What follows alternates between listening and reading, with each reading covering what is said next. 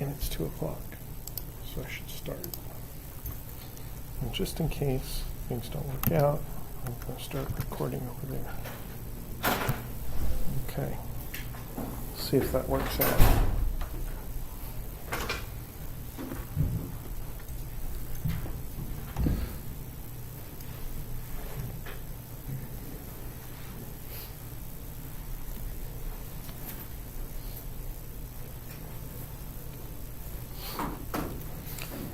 So we're here because we have exam 2 coming up on Wednesday. And today is the day when I'm not going to subject you to new information, just go over the stuff we've been going over for the last 5 weeks. I'm also today testing out a new streaming method because YouTube's and Google are changing the way they're doing things, and I want to make sure that it doesn't suddenly cut me off. So if you watch the live stream now, there'll be a little video of me up in the corner. I don't know whether that's good or bad. It just is. I'm using the same streaming platform that some gamers use to stream on Twitch and stuff. I feel like I'm more modern now. So, our concerns, though, are things like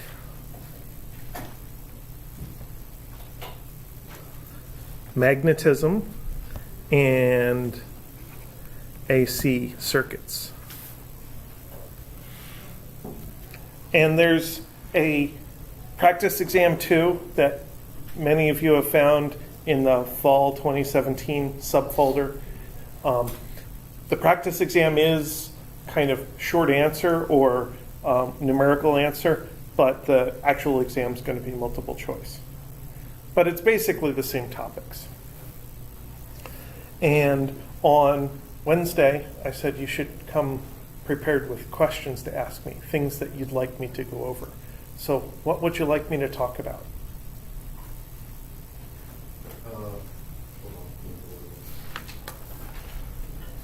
In the meantime, I'm going to get myself logged into WebAssign so I can see the questions too.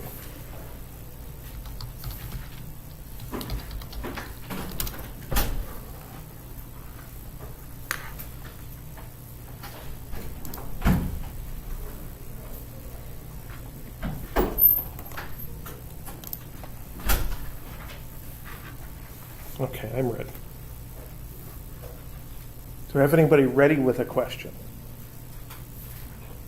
Could you give me 10 on homework 3? Homework 3. I don't think it's very long. I just don't understand the question. Let's see what question 10 is talking about. I think the question is talking about a mass spectrometer. So this is homework 3, number 10.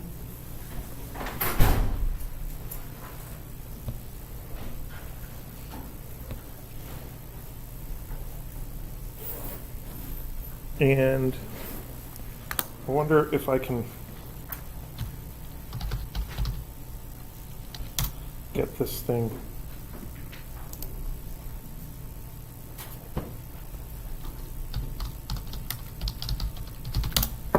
copy and pasted into our notes. What?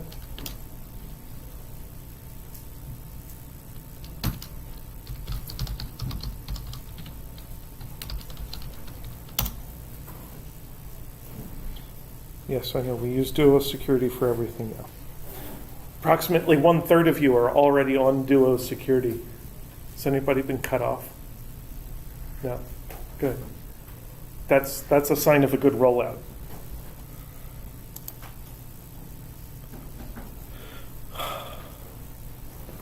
Well, it looks like it's going to take more time than I want to actually copy and paste this in. So, our model of a mass spectrometer is actually 2 devices, and we start out with some particles. Let's call them positive charges with Q and M are characterizing those particles. So they might be water molecules, they might be oxygen molecules, they might be bare atoms, but they have a charge. Often we steal away one electron which gives them a charge of +1 because electrons are minus, and the amount of charge would be that elementary charge E equals 1.6 times 10 to the minus 19th coulombs. So usually Q equals plus E equals plus 1.6 times 10 to the minus 19th coulombs. And we send them up that way with a velocity v. And there's two devices in a row. The first device has a magnetic field, which I'm going to represent as x's.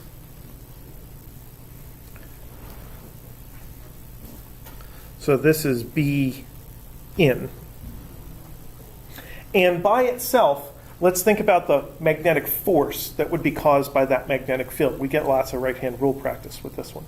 So our particle is positive, much easier to think about a positive particle, but negative particles work in the device. The velocity's up, the magnetic field is into the screen, so the magnetic force is to the left. So F sub B is leftward. And then to counter that leftward magnetic force, we're going to create an electric force, which is in the opposite direction. And since it's positive particles, we're going to create an electric field, E, pointing to the right. So FE is equal to rightward. For the electric force, it's in the same direction as the electric field, or opposite if it's negative.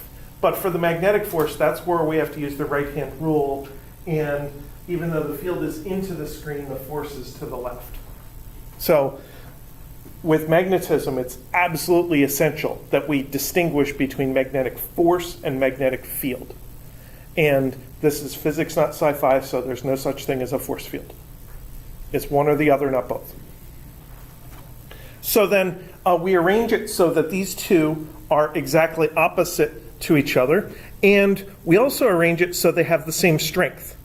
So we want Q times E equals Q times V times B.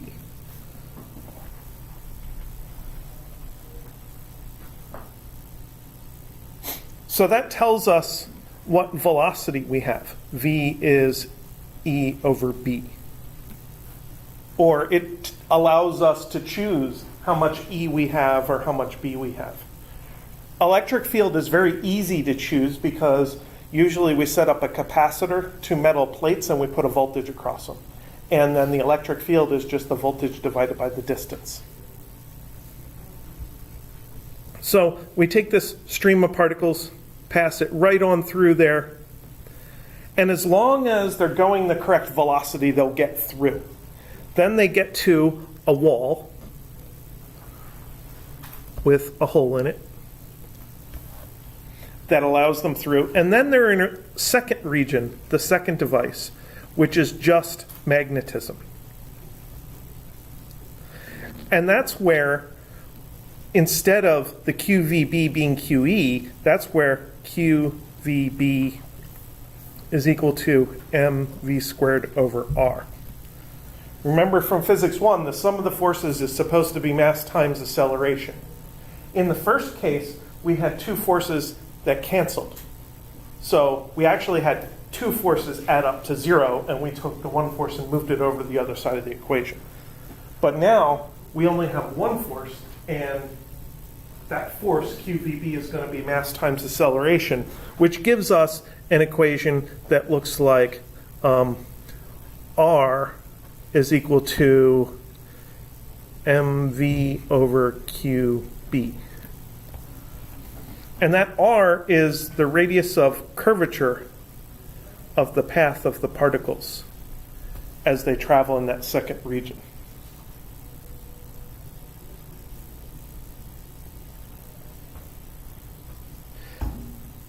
So in the question, you were given Q, well, you were given that particular Q because they said that the particles were singly charged ions. That's this thing. Oops.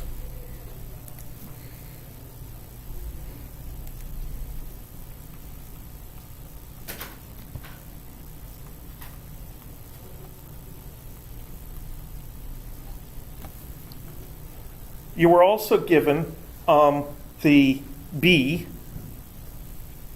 is fairly strong at, in my case, it was 0.945 Teslas. And for you, it was probably somewhere between 0.5 and 1.5 Teslas. And you were given the electric field, E, is equal to 935 volts per meter, or something like that, something similar to that. And we're given the mass, but we don't need it yet. We were given a mass of something like 2.06 times 10 to the minus 26 kilograms. So that's like 18 nucleons or something like that. Each nucleon is 1.67 times 10 to the minus 27 kilograms. So that's like 16 or 18 nucleons. So it's either O2 or N2 or something like that. So the first thing we do is we take the B and the E and calculate the speed.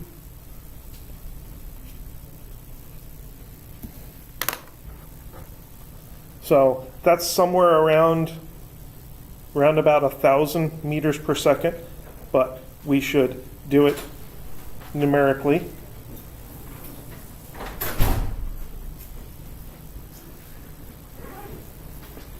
So that's 989.4 meters per second in this case.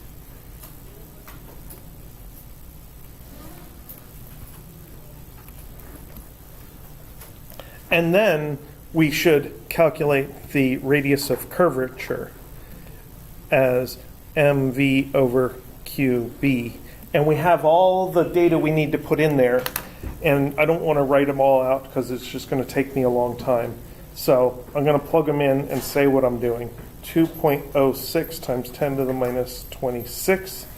M times V is 989.4 divided by parentheses Q, 1.6 times 10 to the minus 19th times B, 0.945. And we get a radius of curvature of 1.35 times 10 to the minus 4 meters, or 0.135 millimeters. Very tiny curvature. I hope that's right. So that's the whole process for the mass spectrometer. And all the basic equations that I started with are all in the equation sheet. So those aren't things you have to memorize. Those are things that you can find the resource to be able to do those. And both of these halves of the machine are really the basic applications of magnetism that we do. So you can have a magnetic field that creates a force that gets canceled out, or you can have a magnetic field that creates a force that doesn't get canceled out and causes circular motion. Those are kind of the two options we deal with. Sound good? Cool. Any other questions about this? Okay, so what else? I was looking around and I found a question that I don't know how to answer properly. Okay. It's, let's say there is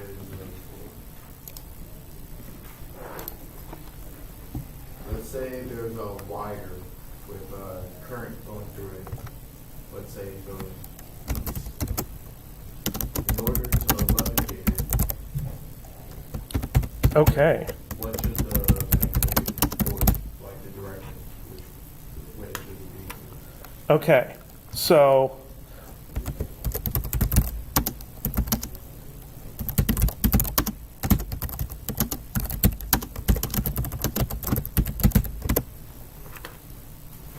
current is pointing east. What magnetic field will levitate? So we definitely need to have a current in our drawing, and east is almost always to the right. So I can just get away with drawing one line to represent the wire. And there's the eye.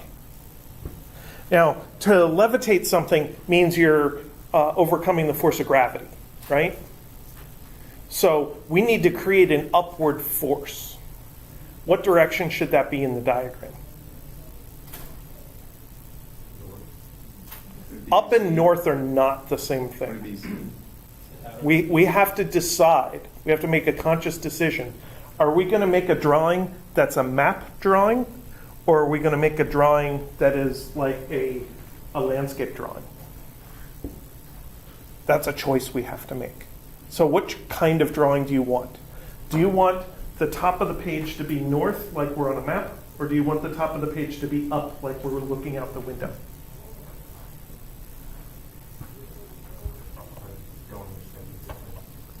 Well, when you look at a map, the top of the map is not up, because you can drive to the top of the map, but you can't drive upwards. Okay.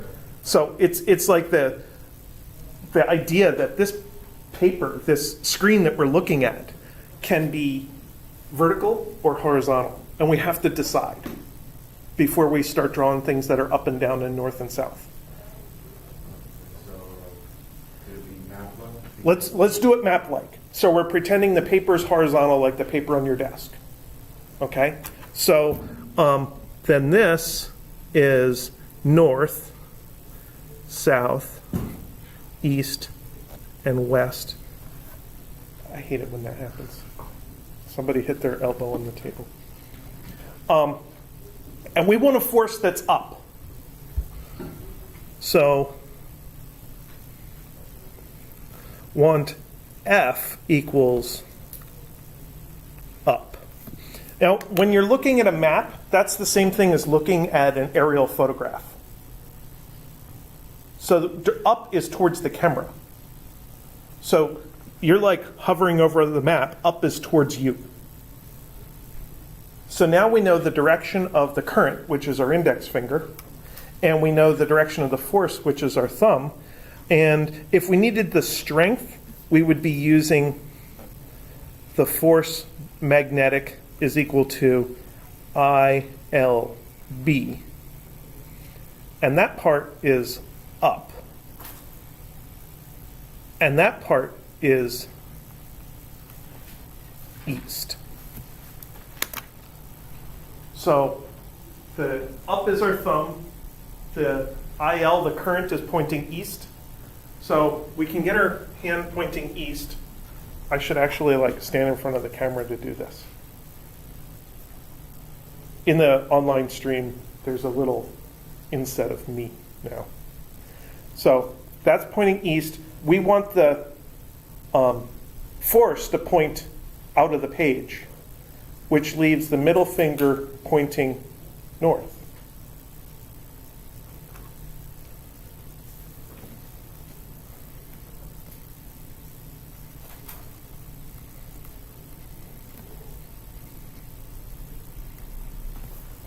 So that would be B. And if I stand in front of the screen to do it, it'd be like that. Okay, so the magnetic force has to point up. To levitate, because that's what we know is the word levitate. Gravity points down. To levitate, you have to overcome gravity. You have to make it up force. Somehow, you got to make it up force. And since magnetism is our way of doing it, that F is the thing that's got to be up. So when doing these types of questions, you always answer it from the perspective of the magnetic field, right? Like if you were looking. Well, it depends on what you know and what you don't know. Yeah, Yeah. perspective are kind of like, Yeah, because sometimes you know the magnetic field because the magnet's already built and it's already in place. So then you want to find out what direction the force is. But in this particular example, we're levitating a wire so we know the force we want. And we know the current we have. So then we can build the magnetic coil, the solenoid around it, or the Helmholtz coils like in the E over M lab a couple of weeks ago, in order to make it do what we want.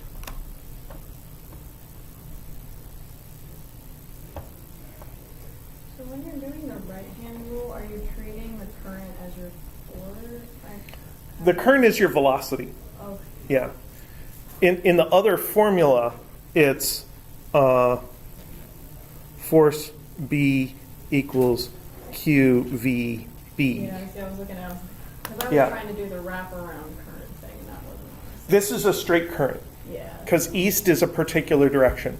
East isn't circular unless you zoom all the way out and see the whole world. Then east is a circular direction. But where we are, the Earth is flat. Yeah. Well, there was also where you have the current in a wire and then the field goes Yeah, around it. this current will create its own magnetic field. But this is an external magnetic field that we have to build separate coils to create. So you're not really caring about what it's creating. I'm not caring about the current that's created by this current. It exists. It definitely exists. And we can put our thumb in the direction of the current, which is to the right. See, now we have the problem that the screen and the camera are facing different directions. So when I do stuff for you people who are here, it's going to be backwards on the camera. Oh well. The current is pointing to the right, and then it would be out of the page above it and into the page below it. Let's say the current was going west, would anything change? Everything would change. The only things that don't change are our assignments of which fingers are what.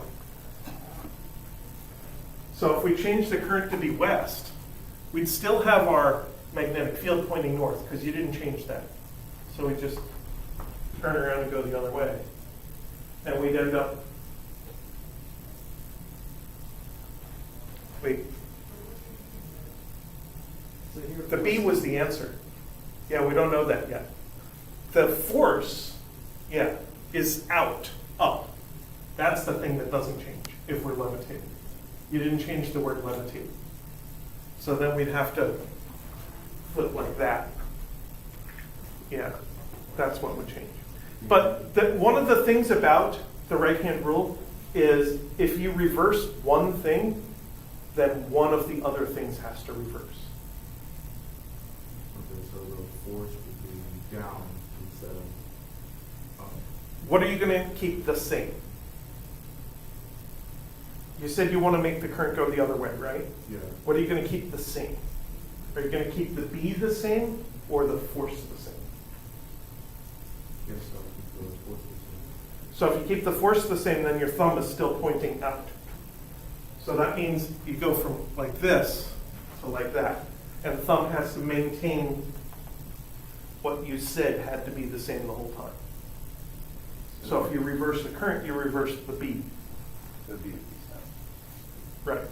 So then the words that go with that is, with a westward current, a southward magnetic field could possibly make it levitate, as long as the strength of the two forces are the same.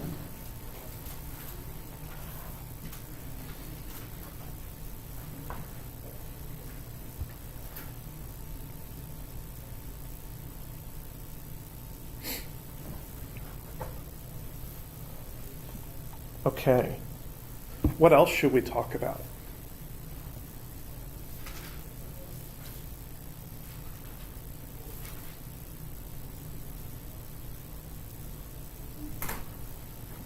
Let's do something circuit-like.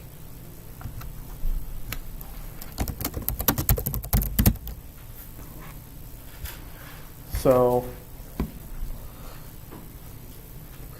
let's say we have series RLC. And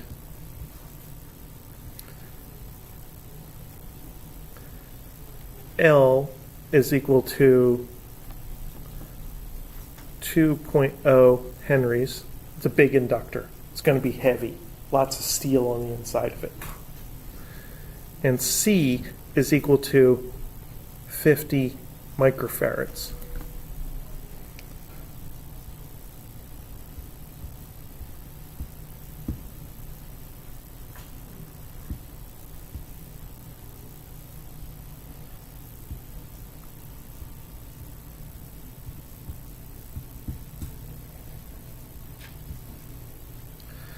And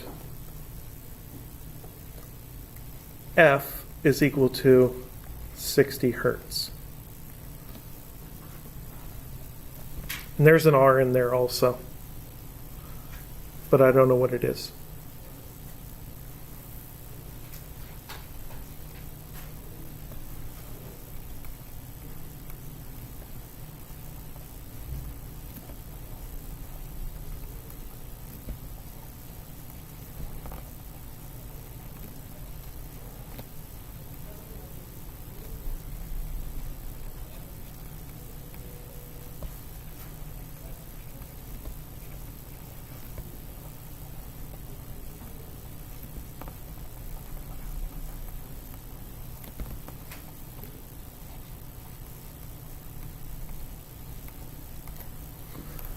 So here's the question, and there is enough information on this screen to answer this question. So if we reduce the frequency to 50 hertz instead of 60, but we keep the same voltage somehow, will the current increase or decrease? Any ideas? Was there any calculation we can do that combines an L and a C?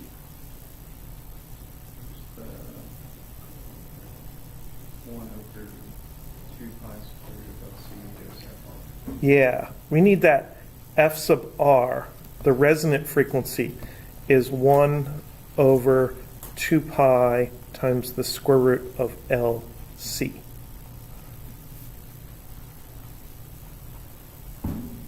So let's calculate it and then figure out how it's significant. So we got 2 pi times the square root of 2 times 50 times 10 to the minus 6. And if I did it right, this comes out to 15.9 hertz.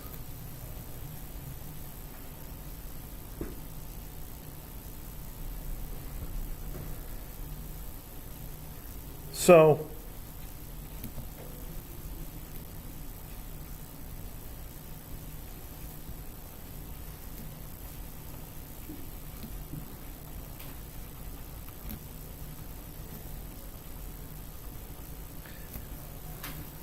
relatively, we're taking a frequency of 60 hertz, which is way too high, at least relative to the resonant frequency, and we're tuning it down to 50 hertz. So we're getting closer to the resonant frequency. Does that give you any ideas about how to answer the question?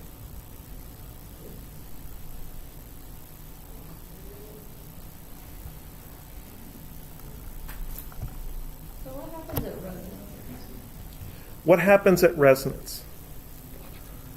At resonance, X sub L is equal to X sub C. So the capacitor and inductor have their own values, L and C, but depending on the frequency, we can convert them into reactances measured in ohms. And at the resonant frequency, they actually cancel each other out.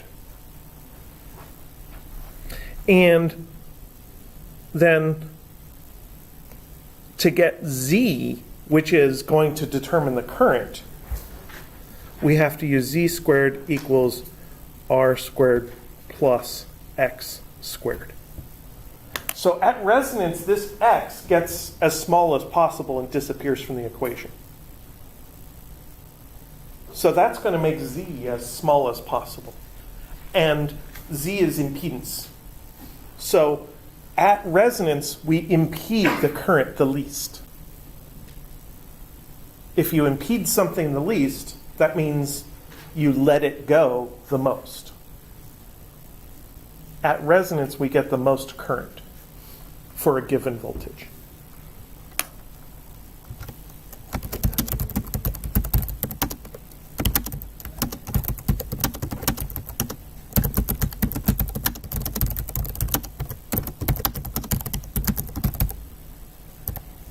So there's my summary of arguments.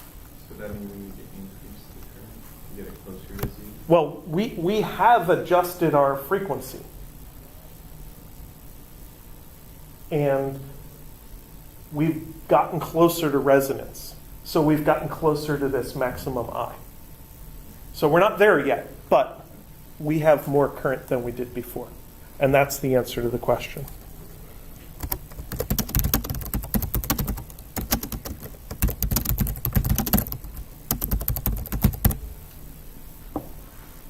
So at resonance, that's the most current you can have. If you get closer to resonance, you get more current. If you get further away, you get less current. And it really is that simple, actually. So Z is the weird resistance, right? Z is the weird resistance. Z is what fits into Ohm's law, but for RMS. So we can do V RMS is equal to I RMS times Z. And we like Ohm's law. It's a fairly straightforward rule. We can do calculations with Ohm's law, but AC is a pain. Fortunately, somebody figured out that we can salvage Ohm's law in AC. We just have to do a couple of preliminary steps first. And if we do these preliminary steps, then we get to use Ohm's law. And if we maintain the same voltage, asking what happens to the current is the opposite of what happens to the Z. More Z means less current, less Z means more current. And that's that special thing about resonance. And resonance is something that doesn't just happen in AC circuits. This week in lab, you're doing resonance with a spring and a mass. And the math, if you get into the calculus of it, is actually identical to the math of the AC circuit. The inductor and the capacitor behave like the mass and the spring. The inductor's like the mass, the capacitor's like the spring. But you guys don't have to be subject to that, so that's one less headache for you.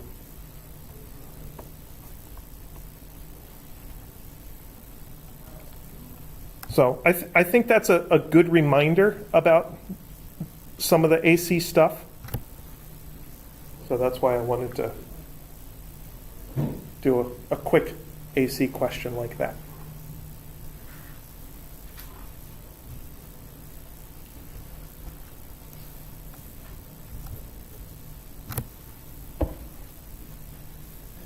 Do we have any requests? What's up? Can you go over amplifier power again, but specifically one with costs and rates and all that stuff? Sure.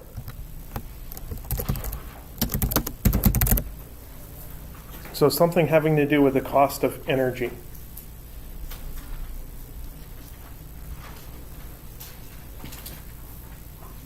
So the formulas that are important for this are the idea that power is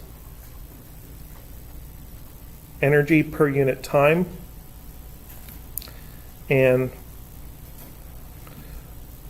a rate is a cost per unit energy. So for instance, our electric rates around here are approximately $0.12 per kilowatt hour.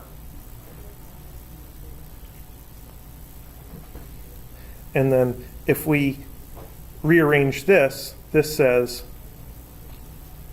energy is equal to power times time.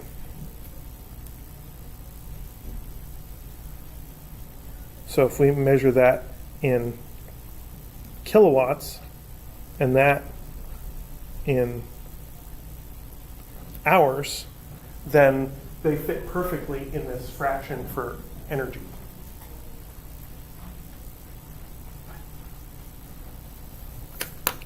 So let's see.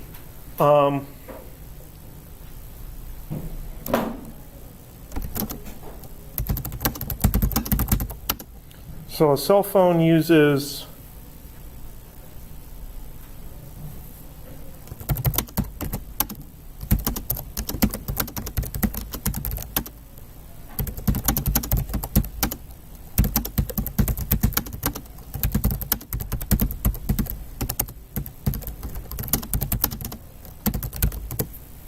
approximately 100 milliamps at 5 volts.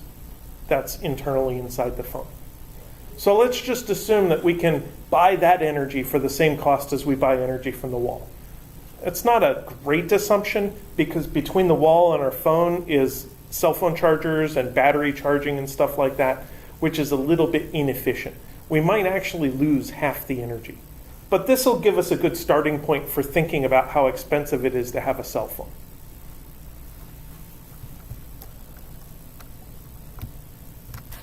And I'll add something in here.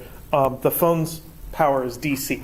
So we don't really have to worry about the difference between power and average power. With DC, they're the same thing.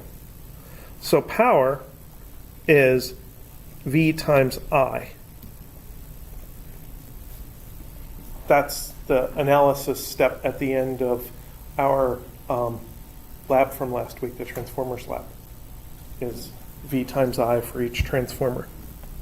So this is 5 volts times 100 times 10 to the minus 3 amperes is equal to 0.5 watts.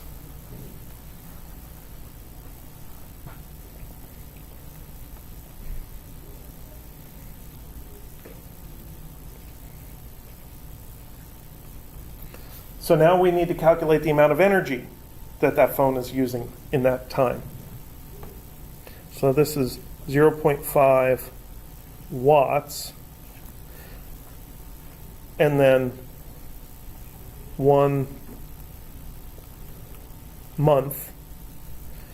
Now that would give us a half of a watt month, which isn't a very useful unit of energy. We want it in kilowatt hours. So how many watts are in a kilowatt? 1,000. So it's the same as any kilo. So we want to cancel out the watts. So we put the 1,000 watts on the bottom of the fraction and 1 kilowatt on the top of the fraction. And then for a month, let's use 30 days.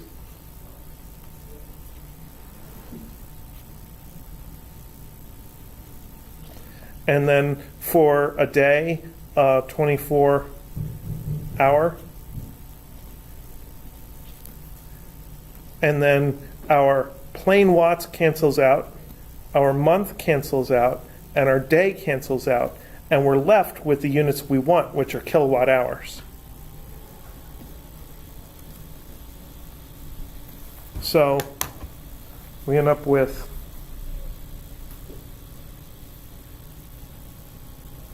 .5 times 30 times 24 divided by 1,000 is 0.36.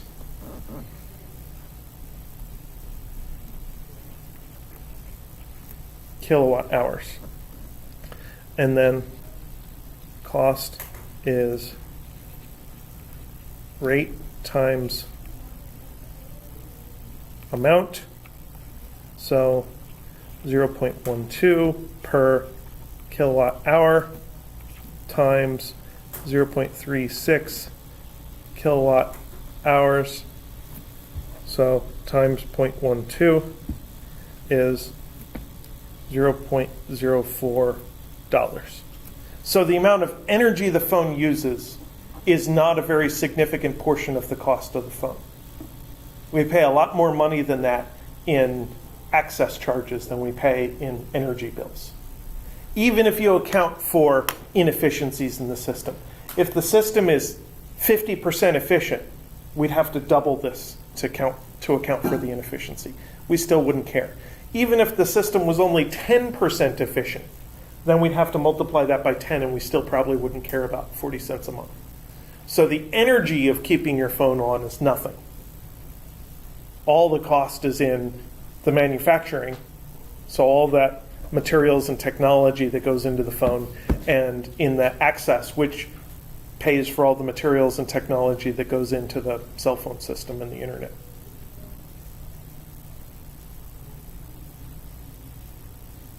So that's how all that cost stuff goes together.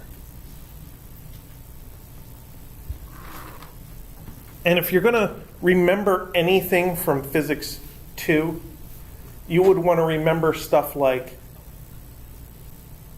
Ohm's law and what voltage is. And you would want to remember practical stuff like this, because this is stuff you can use to actually estimate costs in the future. So when you buy a refrigerator and it says estimated cost of use is $250 per year, this is the calculation they're doing in order to estimate that cost. They're basically figuring the average power that that device uses and multiplying it by the number of hours in a year and by a typical cost of electricity.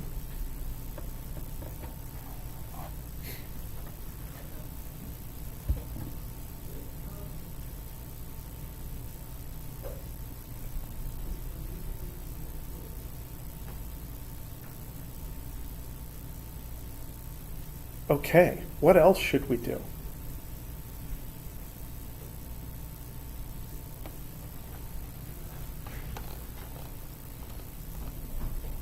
Can you go over magnetic flux again? Sure. I was actually just looking at a magnetic flux question. So I was looking at number 14 from the practice test. So in this one, we have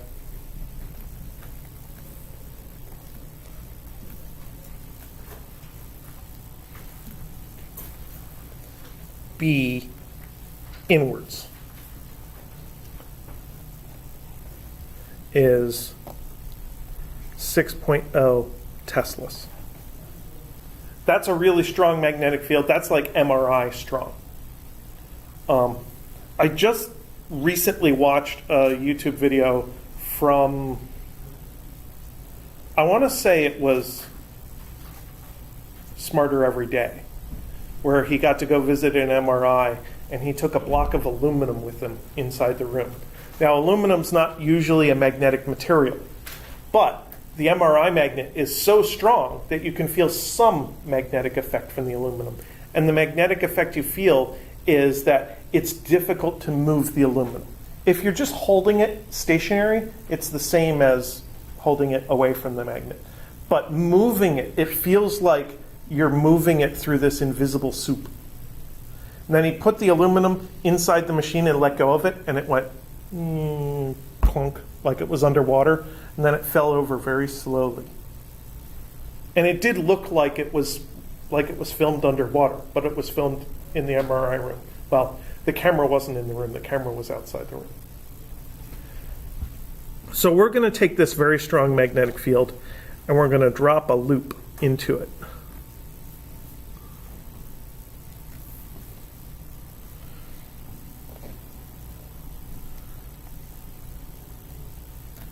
And there's a line there, and the portion of the loop below the line is in the magnetic field. And the portion of the loop above the line is above that dashed line is outside the magnetic field. So the thing you were asking about is flux is NBA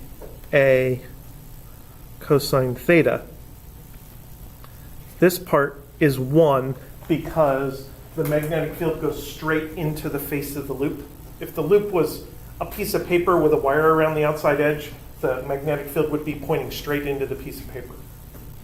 Yeah? On the drawing, when is the magnetic flux, like at its peak?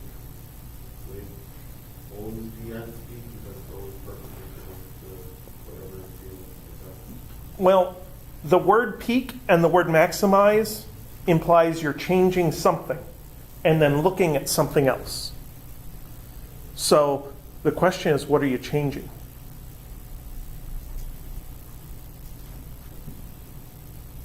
Every single time you talk about maximizing something or making something its peak, there's some other dial you're turning, something you're controlling, and then the flux is the thing you're talking about measuring. So what are we controlling? The theta? Well, we have a one-loop coil here, and with this coil, the theta is constant because the coil's not going to spin, it's just going to fall straight down. That's part of the description of the question I hadn't gotten to yet. So this is falling with a V.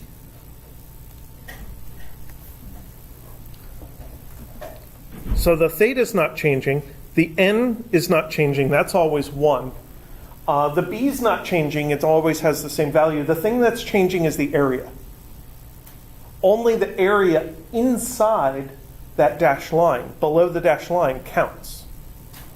And it's going to be maximized once the loop gets fully into the magnetic field.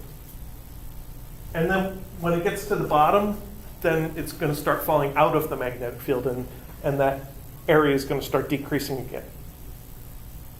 So in this example, the magnetic flux is maximized when the loop is fully overlapping with the magnetic field, when the A is the biggest.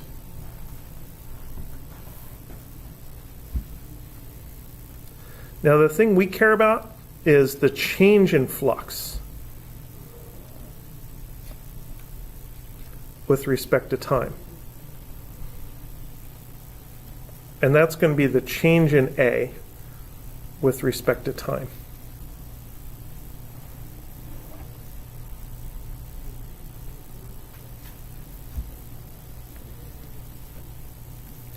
And if, actually, I should attack this from a completely different direction.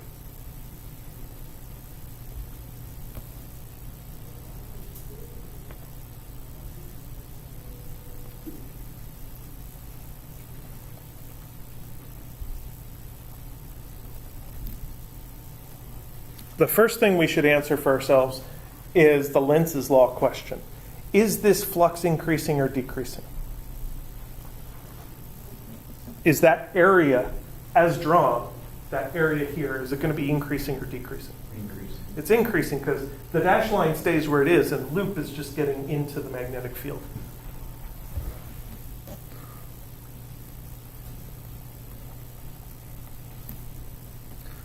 So I want to get rid of this stuff because that requires more math background to think about accurately.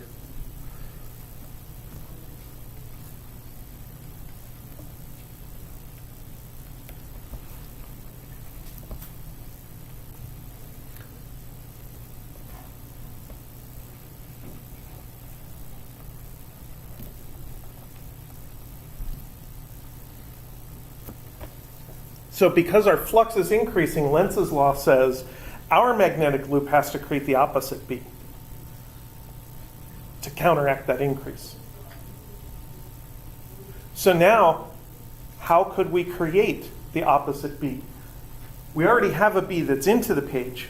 We need to create a B that's out of the page now. So B of our loop is out of the page. So this is where we can think about our current going in a loop and wrap our fingers around the loop in the direction of the current. And we find that in order to create a magnetic field pointing out of the page, our loop has to have a current going counterclockwise. So I loop is CCW.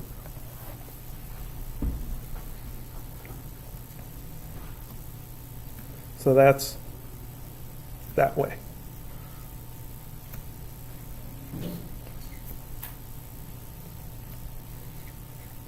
And we call that the induced current because it's caused by the magnetism. It's caused by dropping into the magnetic field. So now,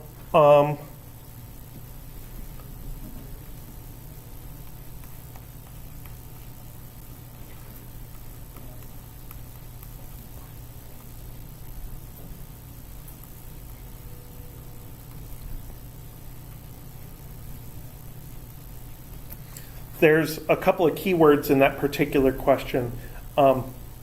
It's falling with a particular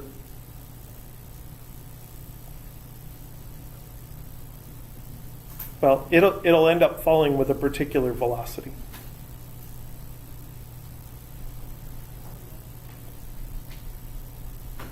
I guess I kind of left that out of the question.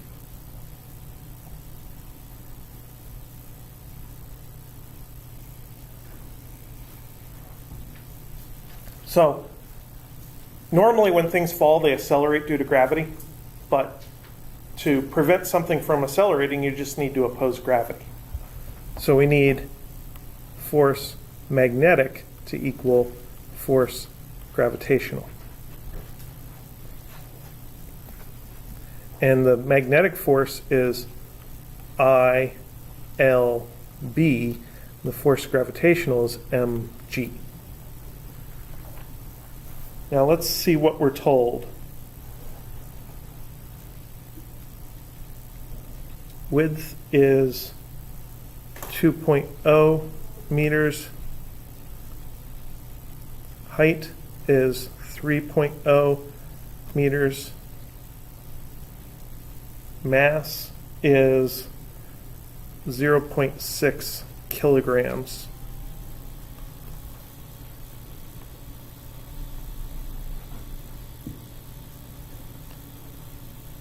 And we know the B. So one of those distances fits in here as the L. And the key is that it is this portion of the loop.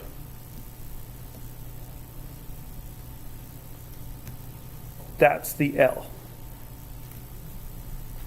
It's the portion of the current that is going across the magnetic field that's going to create the force, magnetic, that is going to cancel out the gravitational force.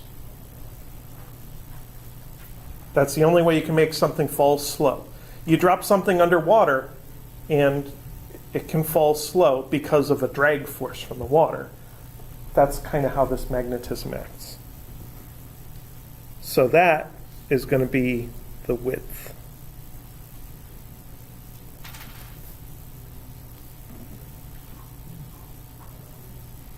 So then we get I is equal to 0.6 mass times G, 9.8 over L, which is 2.0 times B, which is 6.0.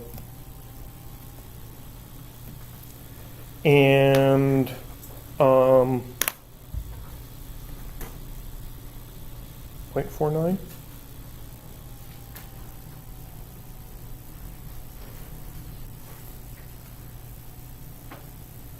Yeah, 0.49.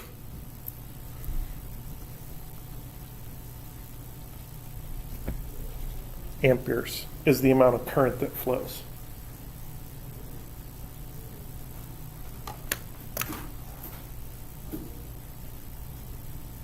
And that's kind of something weird that happens when things fall in a magnetic field is they'll actually gain whatever velocity is necessary to make that happen.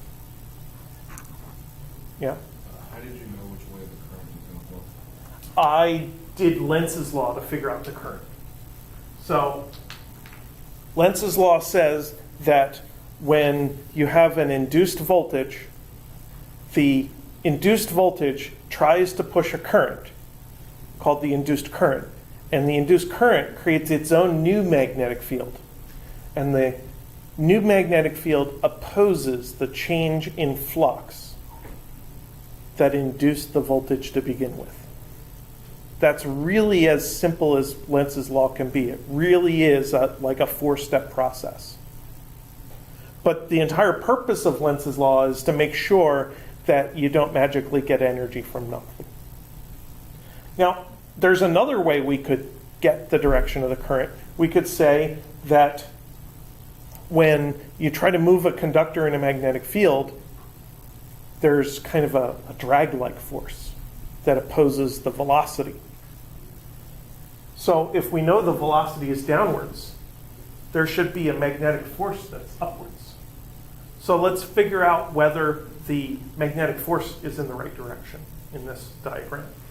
So we have a velocity that is to the right and a magnetic field that is into the page, and the force ends up, which is opposite to the velocity. And this effect is used in something called magnetic braking, where I've seen it on roller coasters where little copper plates will stick out the bottom of the car. And when you get back into the station, there's electromagnets underneath the track. And the electromagnets generate this magnetism. And as the copper plates go through the magnet, they feel that drag force pointing in the opposite direction of the velocity. That's to slow it down. And it probably slows the car from like 50 miles an hour to 20 miles an hour, but without wear and tear on the brakes. And if there's no mechanical wear and tear, that's fewer parts to replace, and that saves on maintenance costs. Just to be sure, when you're talking about magnetic field, you're talking about the inside of the loop, while the outside is the induced magnetic field. Well, the loop itself has the induced current. That's the blue arrows. They're riding on the black wire. So the wire carries the current. And then, once you have those blue current arrows flowing, they go in circles around the loop. And inside the loop, you have a bunch of dots of magnetism created by the current. So that would be dot, dot, dot, dot, dot, dot, dot, dot, dot, dot, dot, dot, dot. B induced equals inwards, out. Dots are outwards.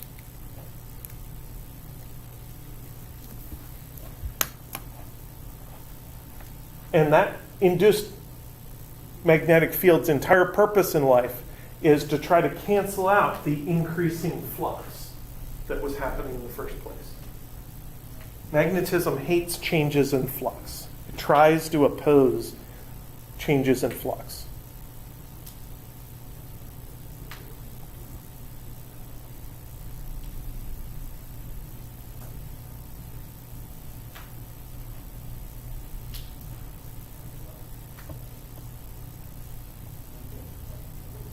So what else should we do? Do you have an AC circuit real quick? Like what? Transformer? You have well, I was thinking about bipolar inductance. If you have like a circuit in series that has a resistor, an inductor, and a capacitor in it, and you're looking for total impedance, you just find each of those elements and simply add them together because it's in series. So we have an R, an L, and a C. And the only way we can get total impedance is with the Pythagorean theorem.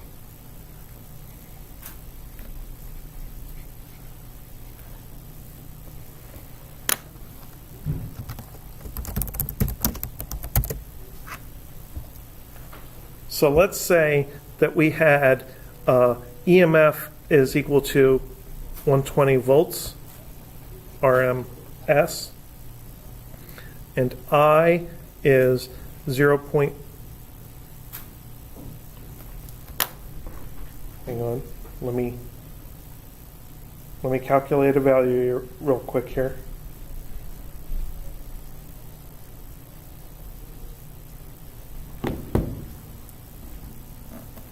0.08 amps. And R is equal to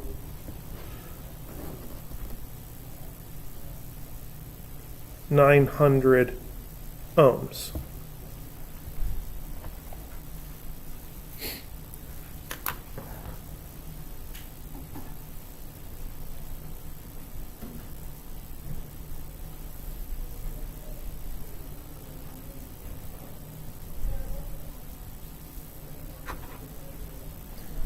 I'm going to need X sub C is 1 over 2 pi f C, and X sub L is 2 pi f L.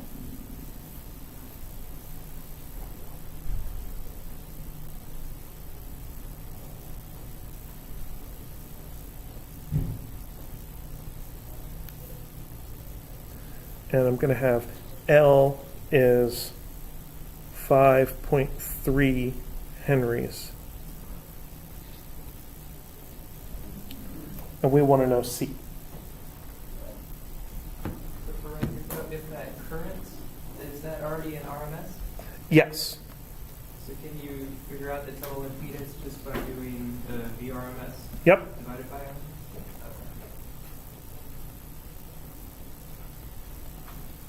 So that is 1,500. Because I already did that math. Okay. So now we have a Z value and an R value, and we can kind of go backwards through the Pythagorean theorem to find the overall X value, the overall reactance. So now we have 1,500 squared equals 900 squared plus X squared. And that's not X sub L or X sub C, that's the combination of the two by subtracting. But we have to know the overall X first.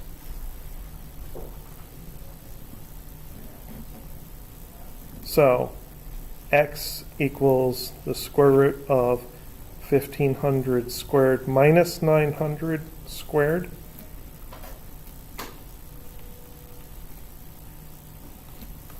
Which I think comes out to 1,200.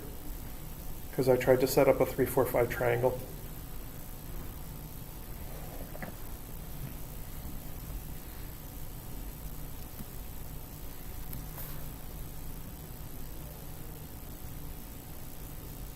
So in reversing the Pythagorean theorem, you genuinely do get a minus sign inside the square root.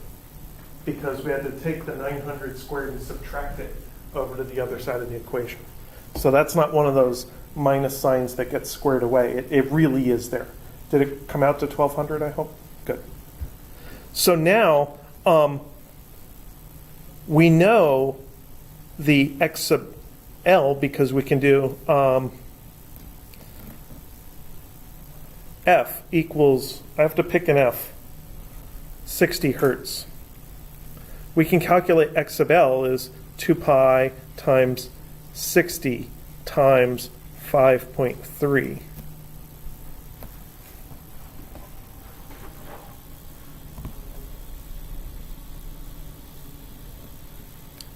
So I think that comes out to 2,000 ohms.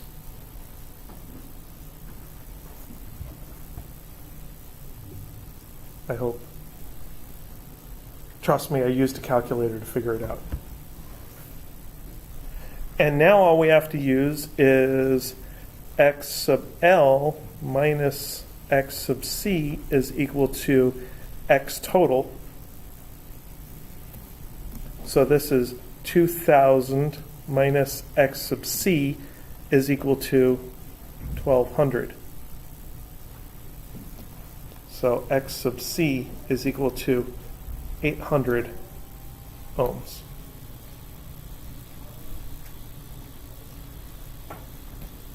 And then the final step, 800 is 1 over 2 pi times 60 times C. So C is 1 over 2 pi times 60 times 800.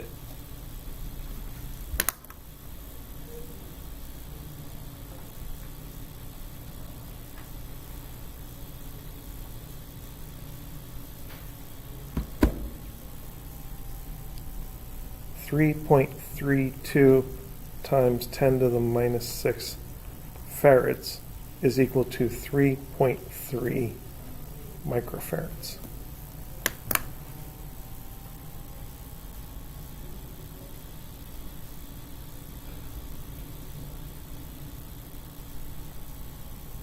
So we do what we can with the information we have. The usual process is you know R, L, C, and the frequency. You calculate your two x's, you subtract them to get the overall x, and then you Pythagorean theorem that with the R in order to get the overall z.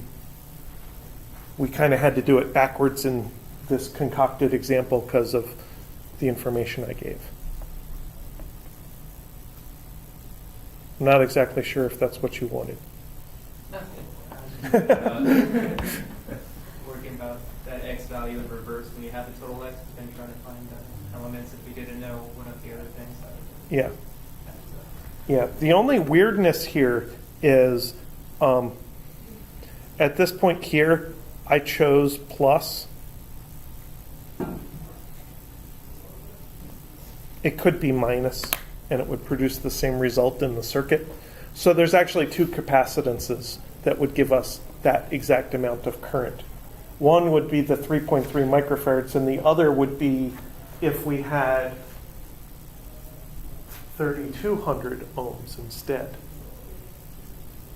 Because then 2,000 minus 3,200 would be negative 1,200, and that would also solve our equations.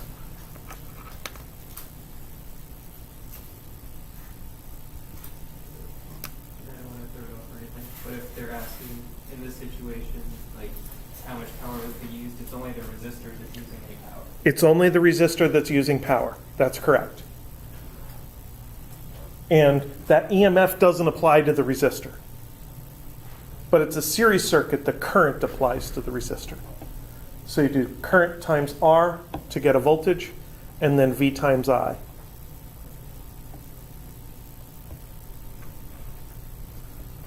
So it ends up being I squared R with this I and that R. So P is V of the resistor times R, which is I squared R. That's a subscript, not a multiplication. And this is 0.08 squared times 900.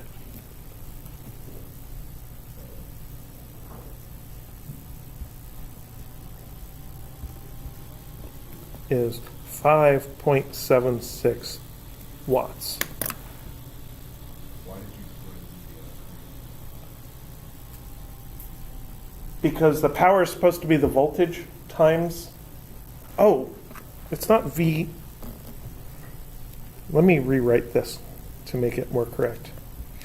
It's V of the resistor times I. Yes. So the voltage of resistor comes from Ohm's law. It's I times R. So that V sub R includes an I times R times the other I makes I times R. That's what happens there. And it happens so often that we basically save that I squared R as an alternative way to calculate power over a resistor, which I think is on the equation sheet somewhere. There's a line with 4 different things to measure power, I think, or to calculate power.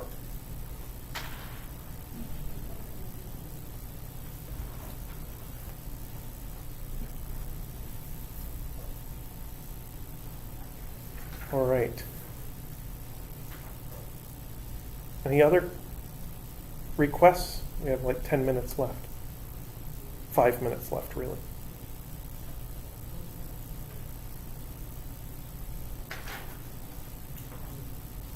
In the lab, it's asking us for power on the graph.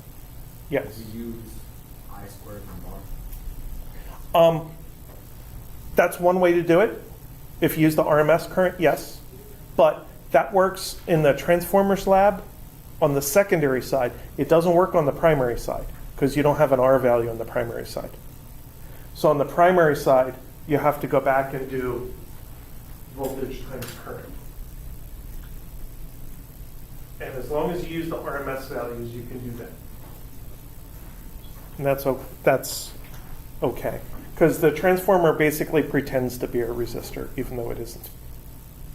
So the RMS voltage times RMS current works for a transformer the same as it does for a resistor.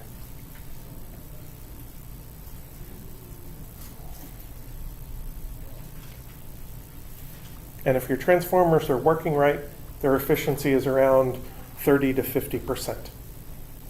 It's not much better than that. Real world transformers are built nice and compact, which makes them more efficient. But these are built open so we can take them apart and modularize them, which makes them less efficient.